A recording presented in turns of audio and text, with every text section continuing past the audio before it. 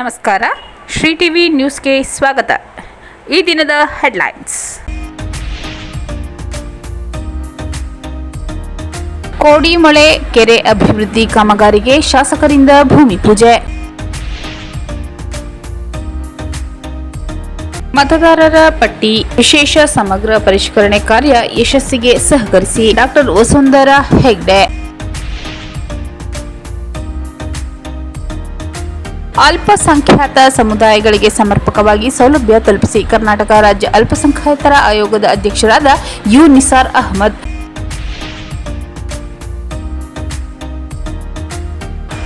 ನನಗೆ ಸಚಿವ ಸ್ಥಾನ ಸಿಗುವ ಸಂಪೂರ್ಣ ವಿಶ್ವಾಸವಿದೆ, ಶಾಸಕರಾದ ಸಿ ಪುಟ್ಟರಂಗಶೆಟ್ಟಿ.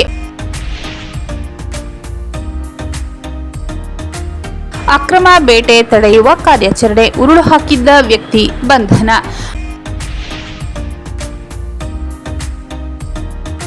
ಅಕ್ರಮ ಕೇರಳ ಲಾಟರಿ ಮಾರಾಟ, ಆರೋಪಿ ಬಂಧನ, ವಾಹನ ಸೇರಿದಂತೆ ಲಾಟರಿ ಟಿಕೆಟ್ ವಶ.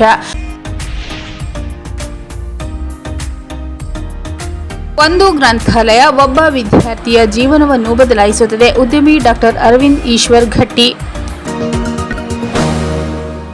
ಕೋಡಿಮೊಳೆ ಕೆರೆ ಅಭಿವೃದ್ಧಿ ಕಾಮಗಾರಿಗೆ ಶಾಸಕರಿಂದ ಭೂಮಿ ಪೂಜೆ. ಚಾಮರಾಜನಗರ ತಾಲೂಕಿನ ಕೋಡಿಮೊಳೆ ಕೆರೆ ಬಳಿ ಚೂಡಾ ವತಿಯಿಂದ ಆಯೋಜಿಸಿದ ಕೋಡಿಮೊಳೆ ಕೆರೆ ಅಭಿವೃದ್ಧಿ ಕಾಮಗಾರಿಗೆ ಶಾಸಕರಾದ ಸಿ ಪುಟ್ಟರಂಗಶೆಟ್ಟಿ ಅವರು ಇಂದು ಭೂಮಿ ಪೂಜೆ ನೆರವೇರಿಸಿ ಮಾತನಾಡಿದರು. ಚೂಡಾ ವತಿಯಿಂದ 3.58 ಕೋಟಿ ವೆಚ್ಚದಲ್ಲಿ ಫುಟ್ಪಾತ್, ರಸ್ತೆ ನಿರ್ಮಾಣ, ವಿದ್ಯುತ್ ದೀಪ ಅಳವಡಿಕೆ ಮಾಡಿ ವಾಯುವಿಹಾರಿಗಳಿಗೆ ಅನುಕೂಲ ಮಾಡಿಕೊಡಲಾಗುವುದು. ಇದೇ ರೀತಿ 68 ಲಕ್ಷ ವೆಚ್ಚದಲ್ಲಿ ಗಾಳಿಪುರ ಬಳಿ ಇರುವ ಕಟ್ಟೆಯನ್ನು ಅಭಿವೃದ್ಧಿಪಡಿಸಲಾಗುವುದು ಎಂದರು. ಈಗಾಗಲೇ ಕ್ಷೇತ್ರ ವ್ಯಾಪ್ತಿಯಲ್ಲಿರುವ ಸುವರ್ಣಾವತಿ ಜಲಾಶಯದಲ್ಲಿ ಬೋಟಿಂಗ್ ವ್ಯವಸ್ಥೆ ಕಲ್ಪಿಸಲಾಗಿದ್ದು, ಇದೇ ರೀತಿ ಮುಂದಿನ ದಿನದಲ್ಲಿ ಕೋಡಿಮೊಳೆ ಕೆರೆಯಲ್ಲಿ ದೋಣಿ ವಿಹಾರ ನಡೆಸುವ ಮೂಲಕ ಪ್ರವಾಸೋದ್ಯಮ ಉತ್ತೇಜಿಸಲಾಗುವುದೆಂದು ತಿಳಿಸಿದರು. ಈಗಾಗಲೇ ಚಾಮರಾಜನಗರ ಪಟ್ಟಣ ಸೇರಿದಂತೆ ಕ್ಷೇತ್ರದ ಗ್ರಾಮೀಣ ಪ್ರದೇಶದಲ್ಲಿ ಹಲವು ಅಭಿವೃದ್ಧಿ ಕಾಮಗಾರಿ ನಡೆಯುತ್ತಿದ್ದು, ಮುಂದಿನ ದಿನದಲ್ಲಿ ಇನ್ನಷ್ಟು ಅಭಿವೃದ್ಧಿಗೆ ಕ್ರಮ ವಹಿಸಲಾಗುವುದೆಂದರು. ಚೂಡಾ ಅಧ್ಯಕ್ಷ ಮಹಮ್ಮದ್ ಅಸ್ಗರ್ ಮಾತನಾಡಿ 1998-99ರಲ್ಲಿ ಚೂಡಾ ಪ್ರಾರಂಭವಾಯಿತು. ಚೂಡಾದ ಕೆರೆ ಅಭಿವೃದ್ಧಿ ಯೋಜನೆ ಅನುದಾನದಲ್ಲಿ ಕೋಡಿಮೊಳೆ ಹಾಗೂ ಗಾಳಿಪುರ ಬಳಿ ಇರುವ ಕಟ್ಟೆ ಅಭಿವೃದ್ಧಿಪಡಿಸಲಾಗುವುದು ಎಂದರು. ಕೋಡಿಮೊಳೆ ಕೆರೆ ಅಭಿವೃದ್ಧಿ ಬಳಿಕ ಗ್ರಾಮ ಪಂಚಾಯಿತಿಯವರು ಅದನ್ನು ನಿರ್ವಹಣೆ ಮಾಡಬೇಕು, ಪ್ರತಿಯೊಬ್ಬರು ಇದರ ಸದುಪಯೋಗ ಪಡೆದುಕೊಳ್ಳಬೇಕೆಂದರು. ಮುಂದಿನ ದಿನದಲ್ಲಿ ಚೂಡಾ ವ್ಯಾಪ್ತಿಯಲ್ಲಿ 14.34 ಕೋಟಿ ವೆಚ್ಚದಲ್ಲಿ ಲೇಔಟ್ ನಿರ್ಮಾಣ ಮಾಡಲಾಗುವುದೆಂದು ಹೇಳಿದರು. ಈ ಸಂದರ್ಭದಲ್ಲಿ ಚೂಡಾ ನಾಮನಿರ್ದೇಶಿತ ಸದಸ್ಯರಾದ ಪುಟ್ಟಸ್ವಾಮಿ, ರಾಜು, ಚೂಡಾ ಆಯುಕ್ತೆ ಸೀಮಾ, ಮುಖಂಡರಾದ ಉಮೇಶ್, ಪ್ರಕಾಶ್, ಗೋವಿಂದ್ ಸೇರಿದಂತೆ ಇತರರು ಹಾಜರಿದ್ದರು. ಮತದಾರರ ಪಟ್ಟಿ ವಿಶೇಷ ಸಮಗ್ರ ಪರಿಷ್ಕರಣೆ ಕಾರ್ಯ ಯಶಸ್ಸಿಗೆ ಸಹಕರಿಸಿ ಡಾಕ್ಟರ್ ವಸುಂಧರಾ ಹೆಗ್ಡೆ. ನಗರದ ಜಿಲ್ಲಾಡಳಿತ ಭವನದಲ್ಲಿರುವ ಆಹಾರ ಇಲಾಖೆ ಉಪನಿರ್ದೇಶಕರ ಕಚೇರಿ ಕೊಠಡಿಯಲ್ಲಿ ನಡೆದ ಪತ್ರಿಕಾಗೋಷ್ಠಿಯಲ್ಲಿ ಮಾತನಾಡಿದ ನೋಂದಣಾಧಿಕಾರಿ ಹಾಗೂ ಆಹಾರ ಮತ್ತು ನಾಗರಿಕ ಸರಬರಾಜು ಇಲಾಖೆ ಉಪನಿರ್ದೇಶಕರಾದ ಡಾಕ್ಟರ್ ವಸುಂಧರಾ ಹೆಗ್ಡೆ ಮಾತನಾಡಿದರು. ಭಾರತ ಚುನಾವಣಾ ಆಯೋಗದ ನಿರ್ದೇಶನದಂತೆ ಮತದಾರರ ಪಟ್ಟಿಯ ವಿಶೇಷ ಸಮಗ್ರ ಪರಿಷ್ಕರಣೆಯನ್ನು ಚಾಮರಾಜನಗರ ತಾಲೂಕಿನಲ್ಲಿ ಕೈಗೊಳ್ಳಲಾಗುತ್ತಿದೆ. ಮತದಾರರ ಪಟ್ಟಿ ಸಿದ್ಧಪಡಿಸುವಿಕೆಯಲ್ಲಿ ಮತದಾರರ ಪಟ್ಟಿಯಲ್ಲಿ ಎಲ್ಲ ಅರ್ಹ ನಾಗರಿಕರು ಸೇರ್ಪಡೆಗೊಂಡಿರುವುದನ್ನು ಹಾಗೂ ಅರ್ಹರು ಮತದಾರರ ಪಟ್ಟಿಯಿಂದ ಕೈಬಿಡದಿರುವುದನ್ನು ಖಚಿತಪಡಿಸಿಕೊಳ್ಳಲು ಮುಕ್ತ, ನಿಷ್ಪಕ್ಷಪಾತ ಚುನಾವಣೆ ನಡೆಸಲು ಮತದಾರರ ಪಟ್ಟಿ ವಿಶ್ವಾಸಾರ್ಹತೆಯನ್ನು ಕಾಪಾಡಿಕೊಳ್ಳುವುದು ಅತ್ಯಂತ ಅಗತ್ಯವಾಗಿರುವ ಹಿನ್ನೆಲೆಯಲ್ಲಿ ಚುನಾವಣಾ ಆಯೋಗ ಮತದಾರರ ಪಟ್ಟಿಯ ವಿಶೇಷ ಸಮಗ್ರ ಪರಿಷ್ಕರಣೆ ನಡೆಸುತ್ತಿದೆ ಎಂದು ಹೇಳಿದರು. ಮತದಾರರ ಪಟ್ಟಿ ವಿಶೇಷ ಸಮಗ್ರ ಪರಿಷ್ಕರಣೆ ಕಾರ್ಯಕ್ಕಾಗಿ ಚಾಮರಾಜನಗರ ವಿಧಾನಸಭಾ ಕ್ಷೇತ್ರದಲ್ಲಿ ಈಗಾಗಲೇ 239 ಮತಗಟ್ಟೆಗಳಿಗೆ ಮತಗಟ್ಟೆ ಮಟ್ಟದ ಅಧಿಕಾರಿ ನೇಮಿಸಲಾಗಿದ್ದು, ಮತಗಟ್ಟೆ ಅಧಿಕಾರಿಗಳಿಗೆ 3 ಬಾರಿ ತರಬೇತಿ ಸಹ ನೀಡಲಾಗಿದೆ. ಚಾಮರಾಜನಗರ ವಿಧಾನಸಭಾ ಕ್ಷೇತ್ರದಲ್ಲಿ 10,05,796 ಪುರುಷರು, 11,01,826 ಮಹಿಳೆಯರು ಹಾಗೂ 16 ಮಂದಿ ಇತರರು ಸೇರಿದಂತೆ ಒಟ್ಟು 21,07,638 ಮಂದಿ ಮತದಾರರಿದ್ದಾರೆಂದು ಹೇಳಿದರು.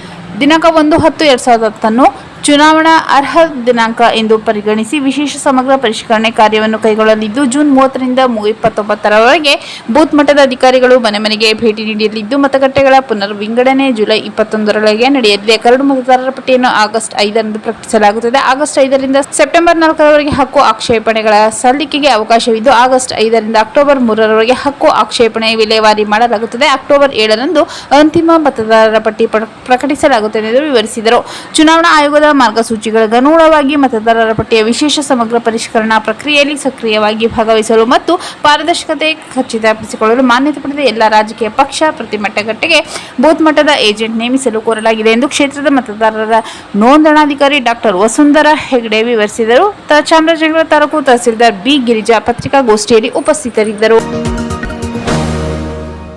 ಅಲ್ಪಸಂಖ್ಯಾತ ಸಮುದಾಯಗಳಿಗೆ ಸಮರ್ಪಕವಾಗಿ ಸೌಲಭ್ಯ ತಲುಪಿಸಿ ಕರ್ನಾಟಕ ರಾಜ್ಯ ಅಲ್ಪಸಂಖ್ಯಾತರ ಆಯೋಗದ ಅಧ್ಯಕ್ಷರಾದ ಯು ನಿಸಾರ್ ಅಹಮದ್ ನಗರದ ಜಿಲ್ಲಾಧಿಕಾರಿ ಕಚೇರಿ ಸಭಾಂಗಣದಲ್ಲಿ ಪ್ರಧಾನಮಂತ್ರಿಗಳ ಹೊಸ 15 ಅಂಶಗಳ ಕಾರ್ಯಕ್ರಮಕ್ಕೆ ಸಂಬಂಧಿಸಿದಂತೆ ಜಿಲ್ಲಾ ಮಟ್ಟದ ಅಧಿಕಾರಿಗಳೊಂದಿಗೆ ನಡೆದ ಪ್ರಗತಿ ಪರಿಶೀಲನಾ ಸಭೆ ಅಧ್ಯಕ್ಷತೆ ವಹಿಸಿ ಮಾತನಾಡಿದ ಕರ್ನಾಟಕ ರಾಜ್ಯ ಅಲ್ಪಸಂಖ್ಯಾತರ ಆಯೋಗದ ಅಧ್ಯಕ್ಷ ಯು ನಿಸಾರ್ ಅಹಮದ್ ರವರು ಸರ್ಕಾರದ ಸೌಲಭ್ಯ ಅಲ್ಪಸಂಖ್ಯಾತ ಸಮುದಾಯ ವರ್ಗದವರಿಗೆ ಯಾವುದೇ ವಿಳಂಬ ಮಾಡದೆ ನೀಡಬೇಕು. ಅಲ್ಪಸಂಖ್ಯಾತರಿಗೆ ಯೋಜನೆ ಹೇಗೆ ತಲುಪಿಸಲಾಗುತ್ತಿದೆ ಎಂಬ ಬಗ್ಗೆ ಅಲ್ಪಸಂಖ್ಯಾತ ಆಯೋಗ ಪರಿಶೀಲಿಸುತ್ತಿದೆ. ವಸತಿ, ಶಿಕ್ಷಣ, ಸಾಲ ಸೌಲಭ್ಯ, ಕೌಶಲ್ಯಾಭಿವೃದ್ಧಿ ಸೇರಿದಂತೆ ವಿವಿಧ ಇಲಾಖೆಗಳಿಂದ ನೀಡಬೇಕಿರುವ ಸವಲತ್ತು ಕಾಲಮಿತಿಯೊಳಗೆ ಅಲ್ಪಸಂಖ್ಯಾತರಿಗೆ ಲಭ್ಯವಾಗಬೇಕೆಂದು ಅಧ್ಯಕ್ಷರು ತಿಳಿಸಿದರು. ಅಂಗನವಾಡಿ ಶಾಲೆ ಎಷ್ಟು ಸಂಖ್ಯೆಯಲ್ಲಿ ಅಲ್ಪಸಂಖ್ಯಾತ ಸಮುದಾಯಕ್ಕೆ ಸೇರಿದ ಮಕ್ಕಳಿದ್ದಾರೆಂಬ ಕರಾರು ಮಾಹಿತಿ ಸಂಗ್ರಹಿಸಬೇಕು. ಶಾಲೆ ಅಂಗನವಾಡಿಗಳಿಗೆ ದಾಖಲಾಗುತ್ತಿರುವ ಬಗ್ಗೆ ಹೆಚ್ಚಿನ ಮುತುವರ್ಜಿಯಿಂದ ಪರಿಶೀಲಿಸಬೇಕು. ಕಡ್ಡಾಯ ಶಿಕ್ಷಣದ ಹಕ್ಕನ್ನು ಜಾರಿಗೊಳಿಸಿದ್ದು ಅಲ್ಪಸಂಖ್ಯಾತರ ಶಿಕ್ಷಣದಿಂದ ವಂಚಿತರಾಗಬಾರದು. ಶಾಲೆಗಳಲ್ಲಿ ಶಿಕ್ಷಕರ ಕೊರತೆ ಎದುರಾಗಬಾರದೆಂದರು.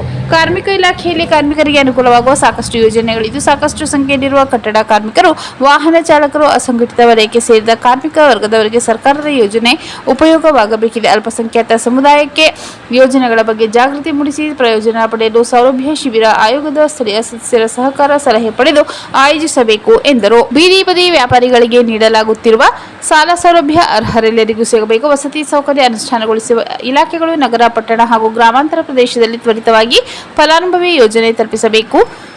ಯಾವುದೇ ಸಮಸ್ಯೆ ಇದ್ದರೂ ಫಲಾನುಭವಿಗಳನ್ನು ಭೇಟಿ ಮಾಡಿ ಮನೆಗಳ ನಿರ್ಮಾಣ, ಯಾವುದಾದರೂ ಸಮಸ್ಯೆಗಳಿದ್ದರೆ ಫಲಾನುಭವಿಗಳನ್ನು ಭೇಟಿ ಮಾಡಿ ಮನೆಗಳ ನಿರ್ಮಾಣ ಕಾರ್ಯ ಶೀಘ್ರ ಪೂರ್ಣಗೊಳಿಸಲು ಕ್ರಮ ವಹಿಸಬೇಕೆಂದು ಅಖಿಲ ಕರ್ನಾಟಕ ರಾಜ್ಯ ಅಲ್ಪಸಂಖ್ಯಾತರ ಆಯೋಗದ ಅಧ್ಯಕ್ಷರಾದ ನಿಸಾರ್ ಅಹಮದ್ ತಿಳಿಸಿದರು.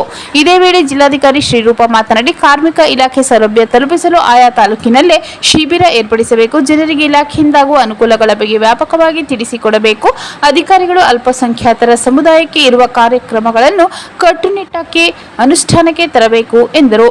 ಜಿಲ್ಲಾ ಪಂಚಾಯತ್ ಸಿಇಒ ಮೋನಾರೋತ್, ಉಪಕಾರ್ಯದರ್ಶಿ ಶ್ರುತಿ, ಡಿವೈಎಸ್ಪಿ ಸ್ನೇಹರಾಜ್, ಕರ್ನಾಟಕ ರಾಜ್ಯ ಅಲ್ಪಸಂಖ್ಯಾತರ ಆಯೋಗದ ಕಾರ್ಯದರ್ಶಿ ಡಾಕ್ಟರ್ ಮೊಜಾಹಿದೀನ್ ಖಾನ್, ವಿಶೇಷ ಕರ್ತವ್ಯಾಧಿಕಾರಿ ಮಜೀಬುಲ್ಲಾ ಜಫಾರಿ, ಆಯೋಗದ ನಾಮನಿರ್ದೇಶಿತ ಸದಸ್ಯ ಅಬ್ದುಲ್ ನವೀದ್, ನಾಗರತ್ನ ರಾಜ್, ಭಾಸ್ಕರ್ ಪಂಗೀರಾಜ್, ಡಾಕ್ಟರ್ ಎಂಎಸ್ ಮೊಹಮ್ಮದ್ ನೂರುದ್ದೀನ್, ಇಸಾನ್ ಜಾವೇದ್ ಸೇರಿದಂತೆ ಇನ್ನಿತರ ಇಲಾಖಾ ಅಧಿಕಾರಿಗಳು ಸಭೆಯಲ್ಲಿ ಉಪಸ್ಥಿತರಿದ್ದರು. ನನಗೆ ಸಚಿವ ಸ್ಥಾನ ಸಿಗುವ ಸಂಪೂರ್ಣ ವಿಶ್ವಾಸವಿದೆ. ಶಾಸಕರಾದ ಸಿ ಪುಟ್ಟರಂಗಶೆಟ್ಟಿ. ರಾಜ್ಯ ಸಚಿವ ಸಂಪುಟ ವಿಸ್ತರಣೆ ವೇಳೆ ತಮಗೆ ಸಚಿವ ಸ್ಥಾನ ದೊರೆಯುವ ಬಗ್ಗೆ ಸಂಪೂರ್ಣ ವಿಶ್ವಾಸವಿದೆ ಎಂದು ಶಾಸಕರಾದ ಸಿ ಪುಟ್ಟರಂಗಶೆಟ್ಟಿ ಹೇಳಿದರು. ಸುದ್ದಿಗಾರರೊಂದಿಗೆ ಮಾತನಾಡಿದ ಅವರು, ರಾಜ್ಯಸಭೆ ಹಾಗೂ ವಿಧಾನ ಪರಿಷತ್ ಚುನಾವಣೆ ಪೂರ್ಣಗೊಂಡ ಬಳಿಕ ಸಚಿವ ಸಂಪುಟ ವಿಸ್ತರಣೆ ನಡೆಯುವ ಸಾಧ್ಯತೆ ಇದ್ದು ಈ ವೇಳೆ ತಮಗೆ ಸಚಿವ ಸ್ಥಾನ ಸಿಗಲಿದೆ ಎಂದರು.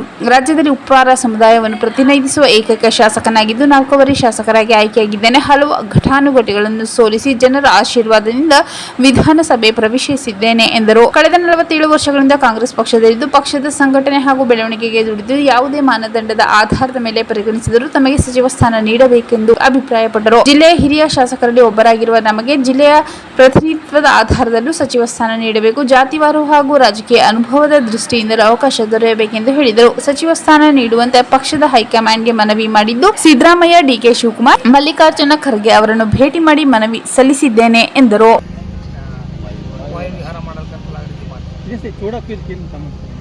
ಅದರಲ್ಲಿದೆ ಕೆರೆಗಳಿಗೆ ತಕ್ಕಬೇಕು ಅಂತ ಒಂದು ಅನುದಾನ ಅದನ್ನು ಮಾಡಿದ್ದೀವಿ. ಇದು ಕೆರೆಗಳಷ್ಟೇ ಅಲ್ಲ, ಏನು ಪಾರ್ಕ್ಗಳೆಲ್ಲ ಬೆಂಡೋಡಿ ಕೆರೆಯಲ್ಲೂ ಮಾಡ್ಬೋದು ಸರ್. ಬೆಂಡೋಡಿ ಕೆರೆಯಲ್ಲೂ ಮಾಡ್ಬೋದು ಮುಂದಿನ ದಿನಗಳು ನೋಡ್ತೀವಿ. ಅದು ಸ್ವಲ್ಪ ಹಾಳಾಗಿದೆ. ಸ್ವರ್ಣವತಿ ಮತ್ತು ಚಿಕ್ಕೋಳ ಇದು ಇತ್ತಲ್ಲ ಸರ್, ಒಂದು ಬೇರೆ ಯಾರು ಪ್ರವಾಸೋದ್ಯಮ ಇಲಾಖೆ ಮಾಡಿದ್ರು.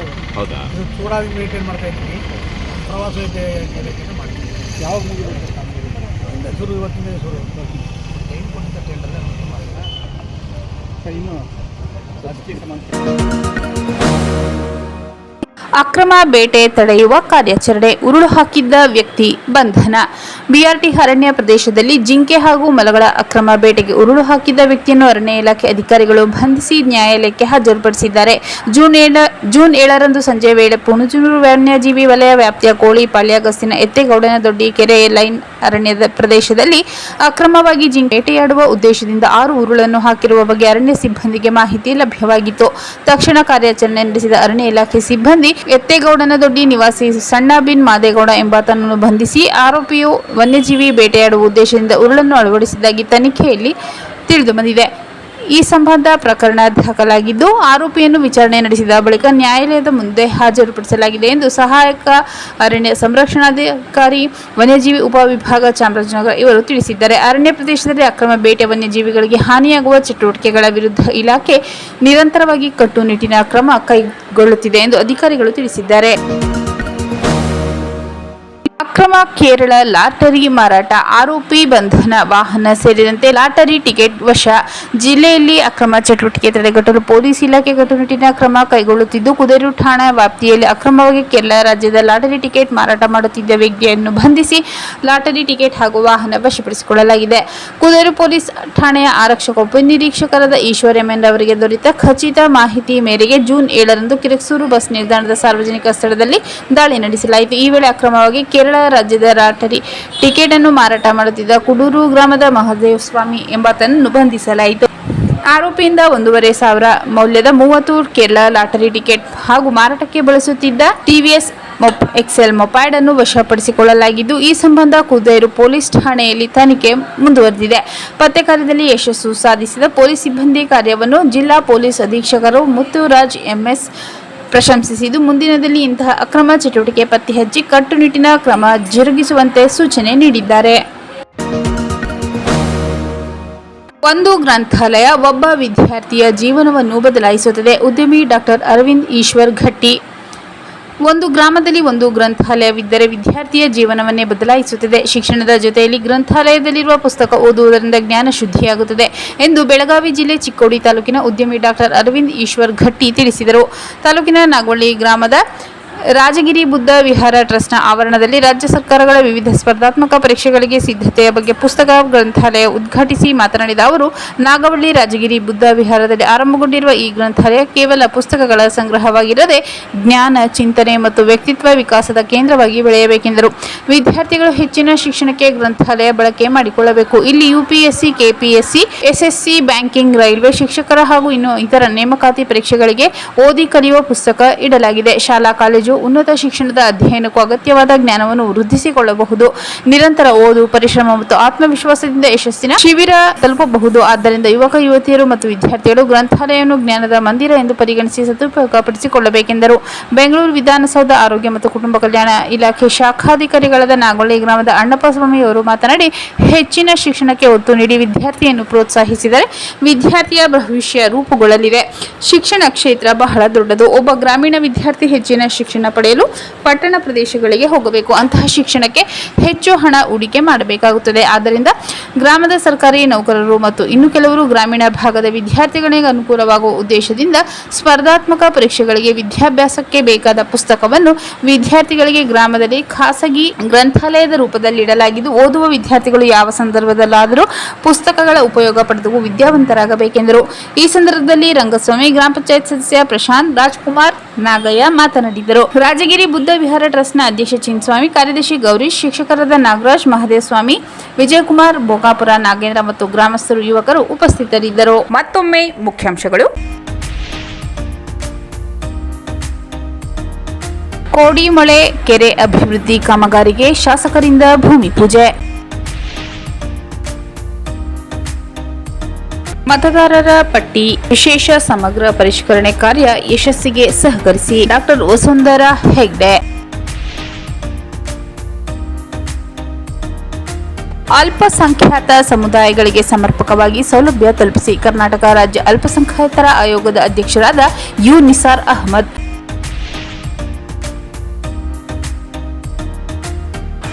ನನಗೆ ಸಚಿವ ಸ್ಥಾನ ಸಿಗುವ ಸಂಪೂರ್ಣ ವಿಶ್ವಾಸವಿದೆ. ಶಾಸಕರಾದ ಸಿ ಪುಟ್ಟರಂಗಶೆಟ್ಟಿ. ಅಕ್ರಮ ಅಕ್ರಮ ಬೇಟೆ ತಡೆಯುವ ಕಾರ್ಯಾಚರಣೆ, ಉರುಳು ಹಾಕಿದ್ದ ವ್ಯಕ್ತಿ ಬಂಧನ.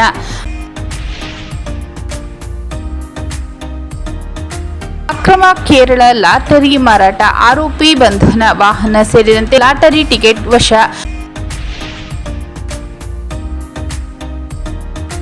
ಒಂದು ಗ್ರಂಥಾಲಯ ಒಬ್ಬ ವಿದ್ಯಾರ್ಥಿಯ ಜೀವನವನ್ನು ಬದಲಾಯಿಸುತ್ತದೆ. ಉದ್ಯಮಿ ಡಾಕ್ಟರ್ ಅರವಿಂದ್ ಈಶ್ವರ್ ಘಟ್ಟಿ.